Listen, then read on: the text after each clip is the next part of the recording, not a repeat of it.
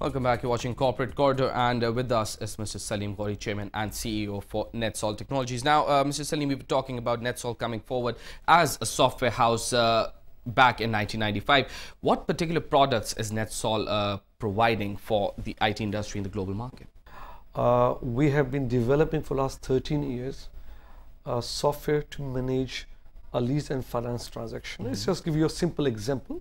In Pakistan, car financing is very popular. Our software takes care of the transaction, starting from when I inquire about borrowing money from a finance or bank to take a car, going through my profile and checking me out if I can lend money. And then when I get the money from the bank or finance company, then I pay back. That's a transaction life cycle. Loans against assets. Asset. In a simple word, our software manages that. Now, I say it's a very niche market because most of competitors sell banking software, which takes up core banking and then lending also. What we did in last few years, focus on a very niche area of lending against an asset. It's somehow become very specialized, and it has got lots of different products within itself, and we have mastered those. So suddenly we have come on the global market of a company offering a very specialized areas product, which is itself specialized compared to the banking, and we're suddenly getting into demand. So that is our major product. Our local banks based on this product? Unfortunately, it's an interesting question asked earlier also. Unfortunately, Pakistani banks and financial institutions do not see the need to buy sophisticated software.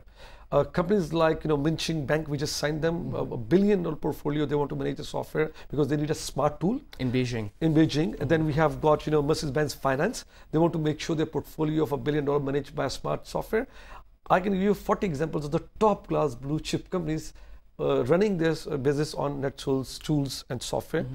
Not a single Pakistani bank and finance company feels important enough to see a smart tool.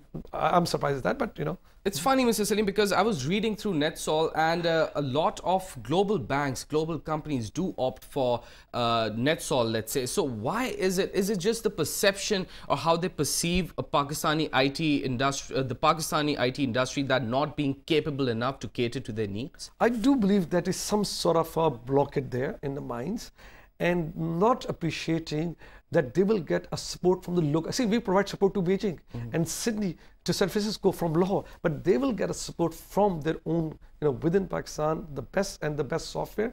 Somehow there's a blockade, and then they're not willing to pay the value also. I mean, we'll spend $10 million to buy a banking software from the world, and we're very happy to buy for somebody. But when it comes to your own company, you will say, oh, no, you shouldn't. You should be charging us a Pakistani rate. I'm sorry, that's not possible. We do have a global product which sells the global market. I have a limited production ability. I will only sell to the customer who is willing to pay that value, so I can deliver. And that is why, personally, I believe that India, the likes of India and Japan, they have advanced because they really promote their own industries, and internally their promotion is way better than, let's say, in Pakistan. No doubt. Look at the Indian company's revenue. 40% of the Indian company's revenue come from within India because they had this feeling, making sure if they can buy within India and get it developed in India, they do that. And then 60% they have to go out, because then obviously there are other tools developed by other people better than themselves. Same goes for public sector in India.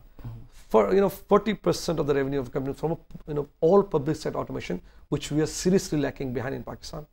And the mindset, nobody can actually change that until unless they as in perceive it in a different manner. So let's hope they do that, because the global banking market, the overall market, the banking industry, the global market, they are going for this product, and our own banking industry is just overseeing this, and this could be a problem. I'm a positive person. I'm a very optimist. I have no doubt.